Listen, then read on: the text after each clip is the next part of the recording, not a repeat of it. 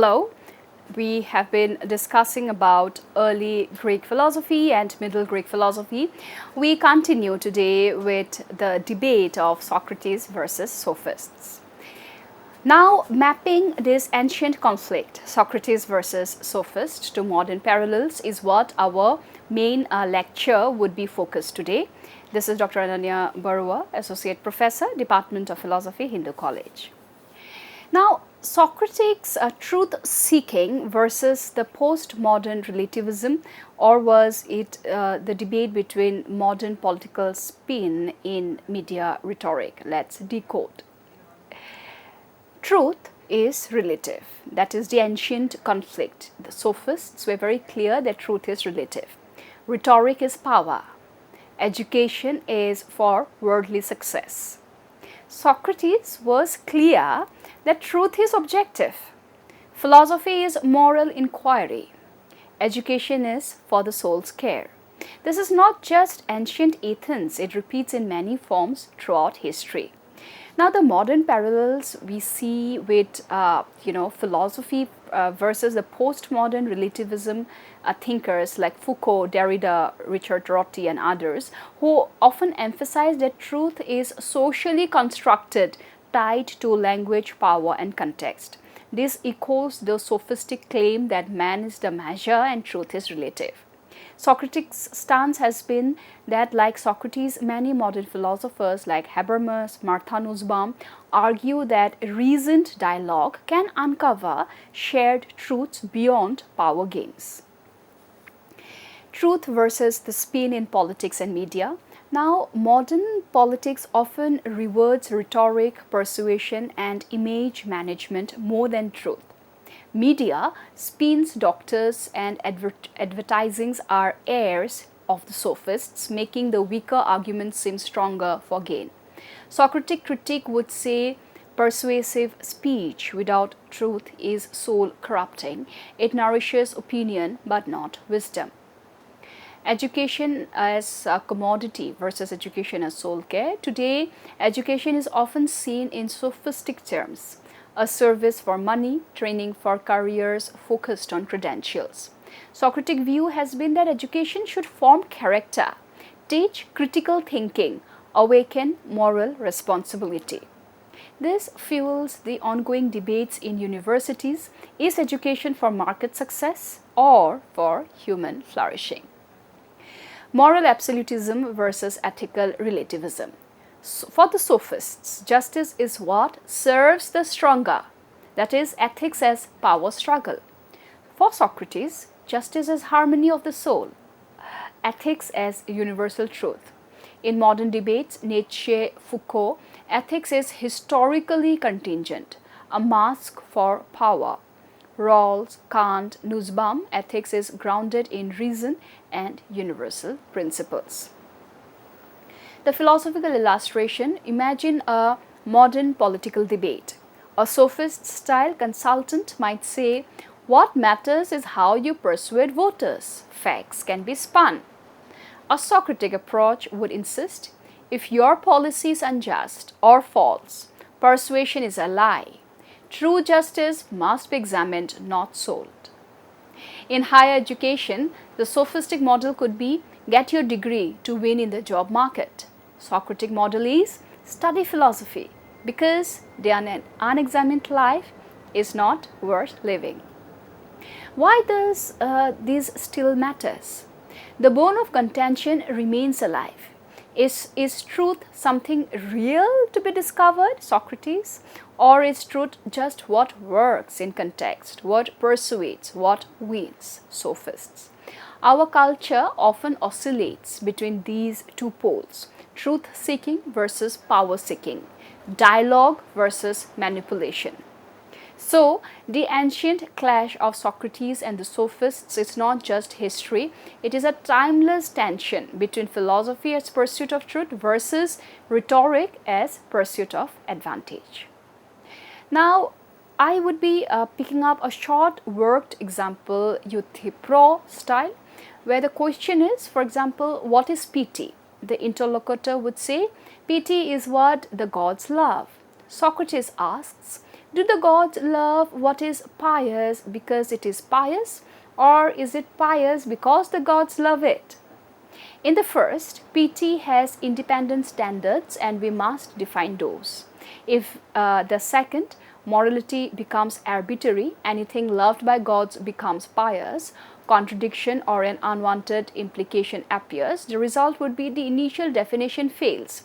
We need a better non-circular account.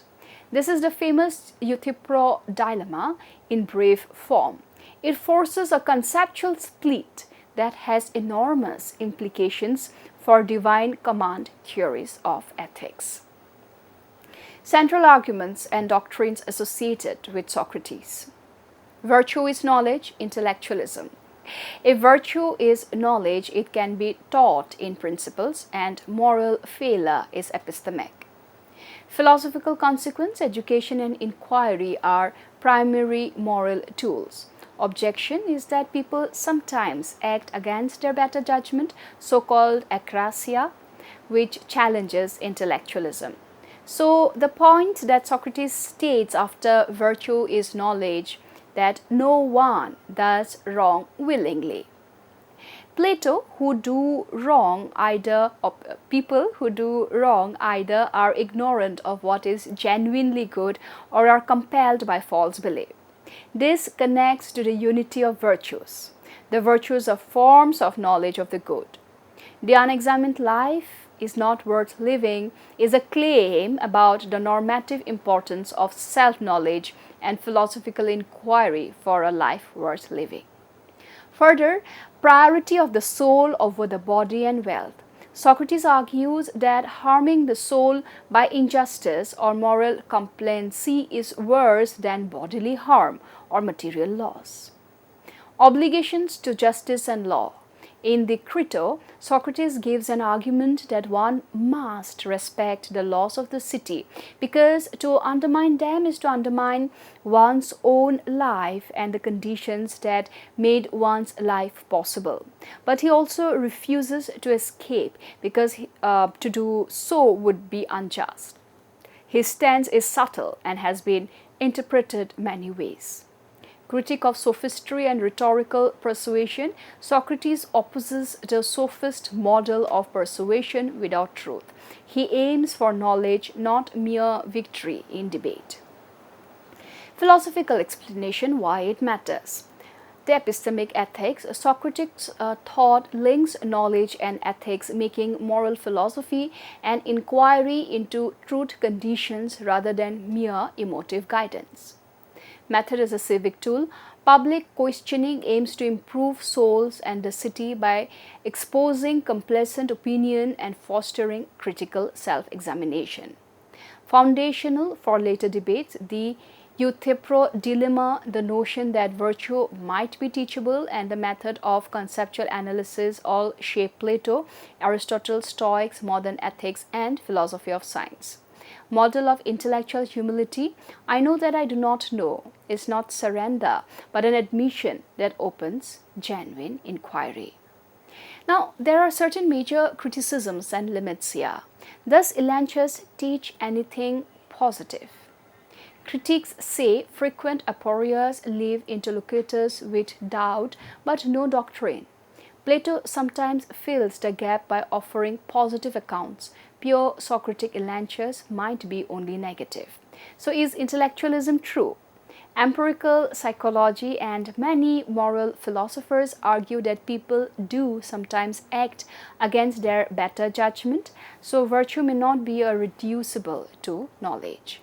Political naivety, Socrates' public questioning could be destabilizing.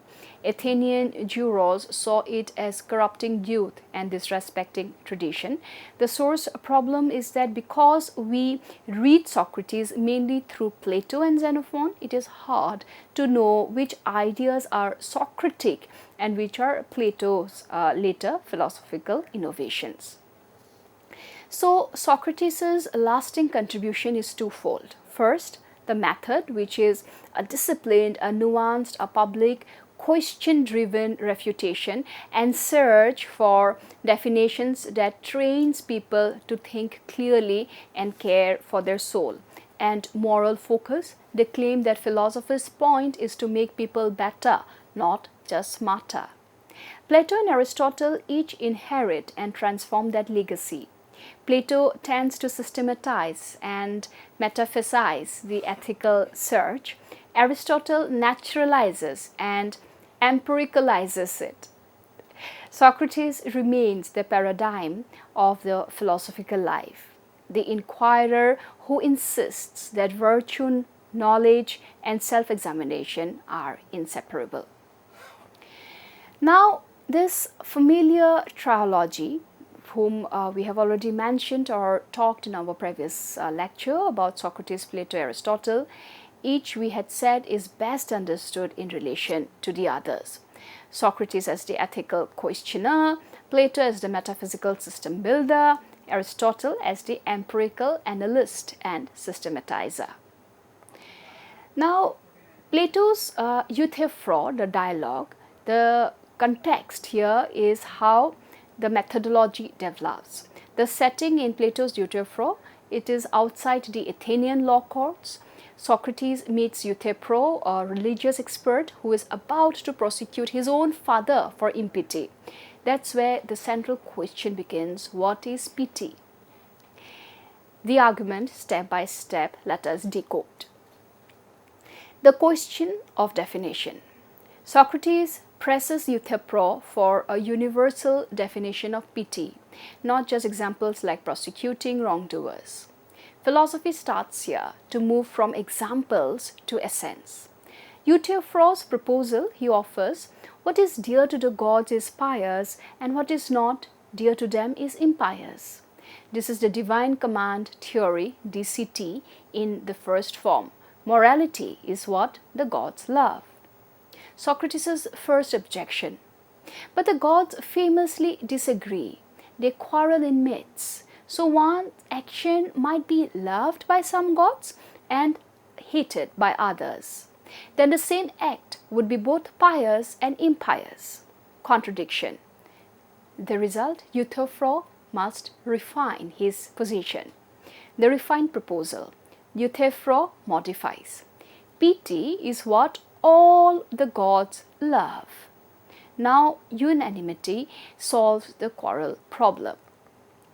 Socratic questions the core dilemma. Socrates asks, if the pious loved by the gods because it is pious, or is it pious because is it loved by the gods? This is where the famous Euthyphro dilemma exists.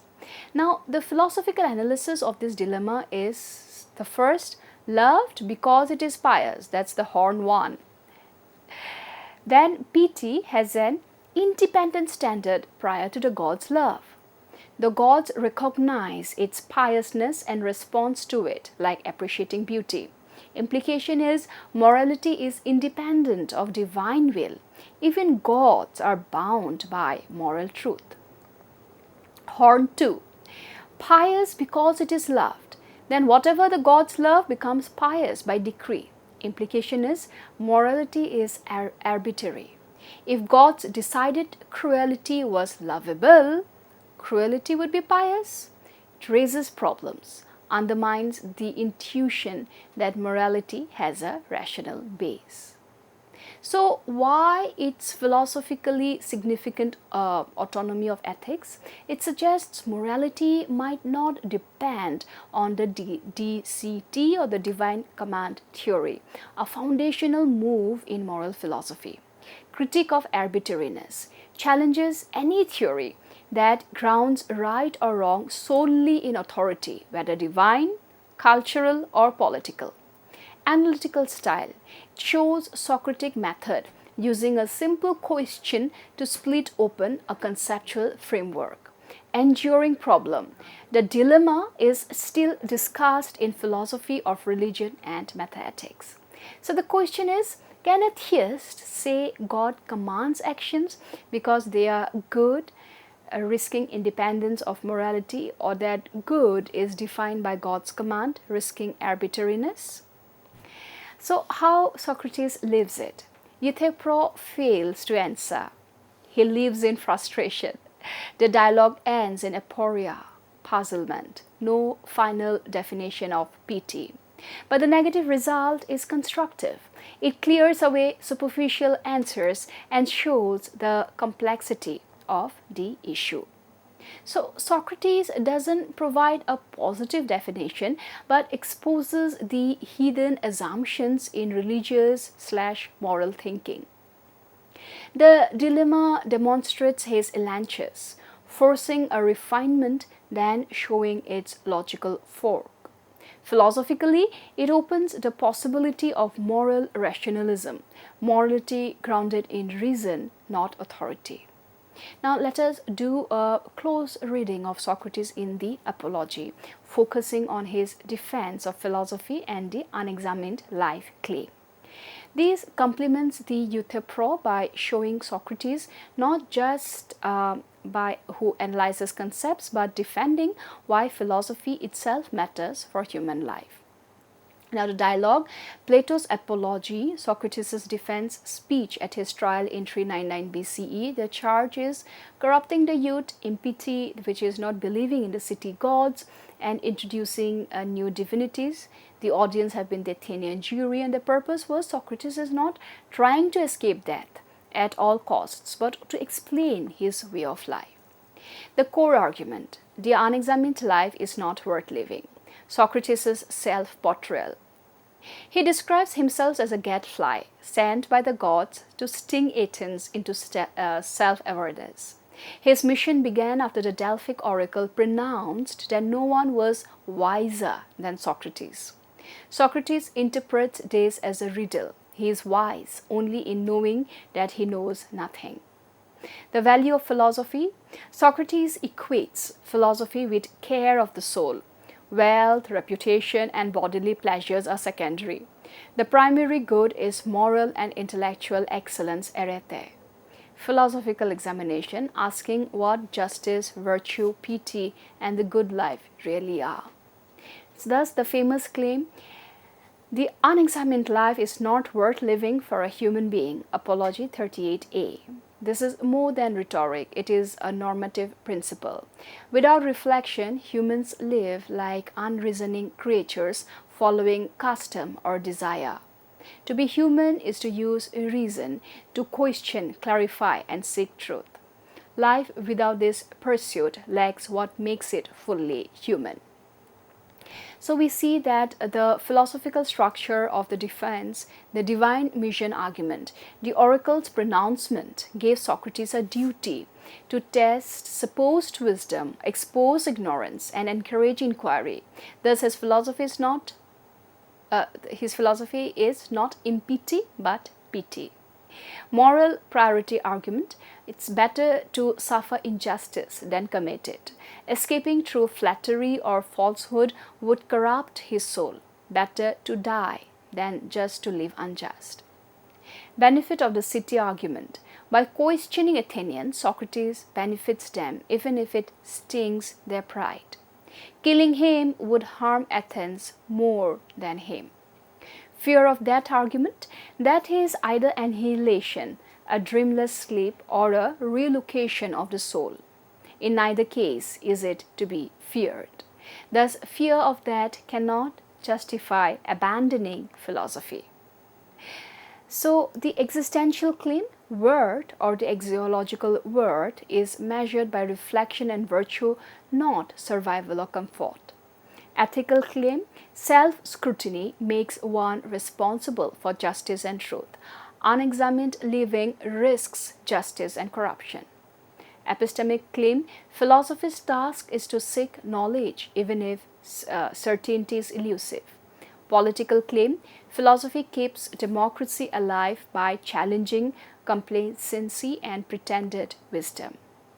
So in the Euthyphro, Socrates destabilizes a definition by splitting concept into a dilemma. In the Apology, he justifies philosophy as a way of life, showing that questioning itself has ethical and existential worth. So together, Euthyphro, which is Socratic method, analysis, refutation, aporia, Apology, which is Socratic ethos, commitment, courage, philosophical life as the highest calling.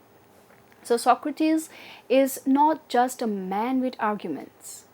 He is a man who lived and died for the principle that rational, moral self-examination is the core of human flourishing. Now, some of the axioms that are highly influential and are given as Socrates' epistemology are the ethical intellectualism, where he said virtue is knowledge. Socrates argued that virtue or arete is a kind of knowledge, specifically knowledge of the good. Just as a skilled craftsman must know the principles of his craft to practice it well, a virtuous person must know what the good is to live well. Example, courage is not merely charging into battle. It is knowing when and why one should face danger. Without knowledge, bravery becomes rashness. Philosophical force, ethics is not about following custom, instinct, or law blindly. It is about understanding why something is good. The implication is if virtue is knowledge, then morality can be taught, at least in principle, though in the Meno, Socrates puzzles over whether anyone actually does teach it. Second one is no one does wrong willingly. Socrates insists people never knowingly chooses evil. When someone does wrong, it is because they falsely believe that action will benefit them or avoid them. Example, a thief believes stealing will make him happier or more secure, but he is ignorant of the fact that unjust action harm the soul more than they help the body. This is a radical stance. Moral failure is intellectual failure. The philosophical implication is this, that punishment should not merely be reliable but should aim at correction, enlightening people, not just scaring them. Objection later raised by Aristotle, people sometimes act against their better judgment. So Socrates defines this. He sees weakness of will as simply ignorance or miscalculation of the good. The fourth one is care of the soul above all else. For Socrates, the soul or psyche is not just a spirit, but the essence of one's moral character. Wealth, health, and reputation are transient. The soul's health, justice, truth, wisdom is eternal and essential. For example, in the Apology, he says, "Are you not ashamed of caring for wealth and reputation, but not caring for wisdom and truth and the best state of your soul?"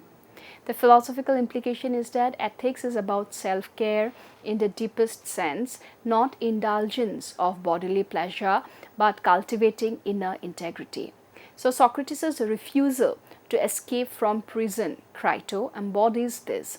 Saving his life would harm his soul, betray his principles, so he chooses death over corruption. The unexamined life is not worth living. Perhaps Socrates' most famous axiom spoken in the Apology, meaning that a human life gains worth through reflection, questioning, and search for truth. Without self-examination, one may live by a habit, convention, or desire, but not truly as a rational being. Example is that many Athenians pursued wealth, power, or pleasure without asking, is this just? Is this virtuous? Is this truly good? Socrates claimed such unreflective living is less than fully human. Philosophical implication, ethics is not passive conformity but active inquiry. Human dignity lies in reasoning, not just surviving. This axiom still resonates today. It forms the basis of liberal education, critical thinking, and existentialist ethics. Justice and obedience to law, complex tense. In the Crito, Socrates refuses to escape execution, arguing he owes loyalty to Athens' laws because they nurtured him all his life. Breaking them would be unjust. In the Apology, he insists he would disobey a law forbidding philosophy, since obeying the divine command to seek truth is higher than obeying unjust human commands. Philosophical implication, justice is not blind obedience but principled respect. one must weigh civic duty against moral duty. Example, by accepting execution, Socrates preserves the integrity of law and justice even though it kills him. This anticipates later debates on civil disobedience like Gandhi, Martin Luther King Jr., and so on. Ethics is practical, not theoretical. Socrates lived his ethics walking barefoot, questioning everyone, refusing to abandon principles even under the threat of death. For him, philosophy is not a speculative game but a way of living. Example, when offered the chance to stop questioning in exchange for acquitted, he refuses, declaring he would continue even if it costs his life. Philosophical implication, ethics demands embodiment. It is not enough to argue about justice. One must live justly. This distinguishes Socrates from sophists who taught rhetoric for money and power. Socrates lived poor but rich in integrity. So Socrates' ethical vision, if we are to synthesize all of these axioms together, it would be like putting these axioms together is virtue is knowledge, vice is ignorance, all virtues are unified, care of the soul is the highest good, the examined life is essential, justice requires principle not convenience, philosophy is a way of life. Thus Socrates redefined ethics from rules of behavior or social conformity into a lifelong pursuit of truth and virtue through reason.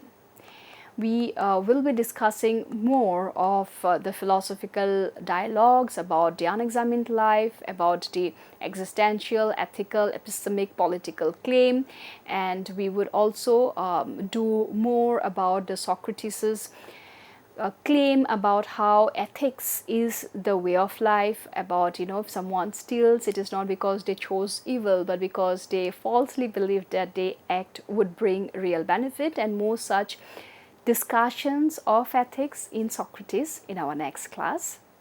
Thank you so much.